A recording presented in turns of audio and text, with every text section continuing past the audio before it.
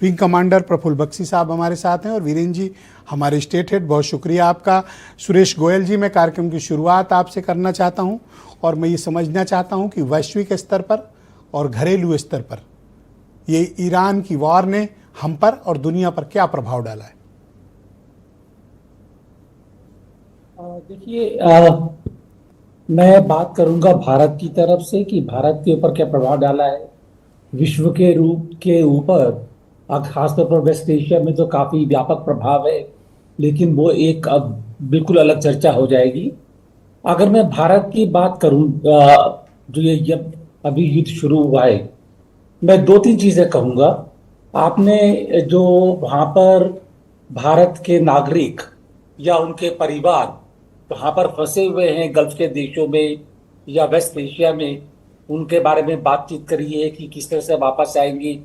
भारी समस्या है, कहना बहुत मुश्किल है। आपने मस्कट के रूट के बारे में बात करी है, लेकिन आगे क्या होता है और क्या इसके अभी युद्ध का कितना एक्सपेंशन होता है, हर रोज जो है परिस्थितियां बदल रही हैं, कहना बहुत मुश्किल है।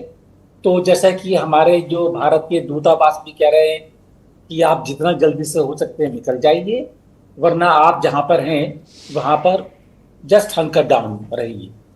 अब मैं जो हमारे लिए खासतौर पर मैं अपनी तरफ से कह के जो समझता हूँ कि एक बहुत महत्वपूर्ण चीज जो है वो है कि भारत की पॉलिटिकल डिप्लोमेसी और इकोनॉमिक सिचुएशन पर इसका क्या असर पड़ेगा।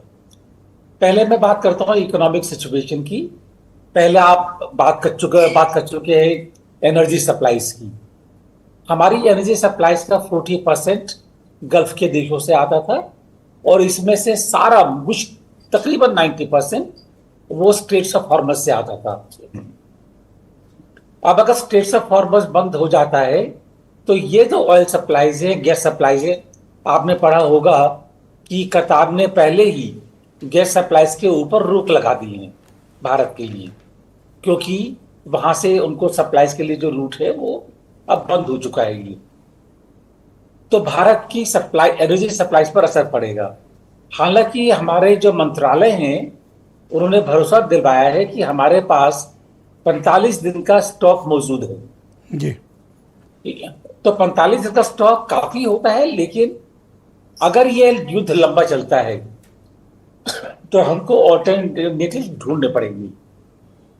उसमें एक बड़ी चीज ये है कि अगर यहां पर ये मान लीजिए रेड सी के थ्रू या स्ट्रेट्स ऑफ हॉर्मज के थ्रू नहीं आ पाते हैं, तो जो खाली एक रास्ता बचता है वो है साउथ अफ्रीका के साउथ में से होते हुए, और वो काफी एक्सपेंसिव है। पुराना लैटिन रूट है, अमेरिका से वेनेजुएला, ओल्डेस्ट रूट है जी, लेकिन हो सकता है।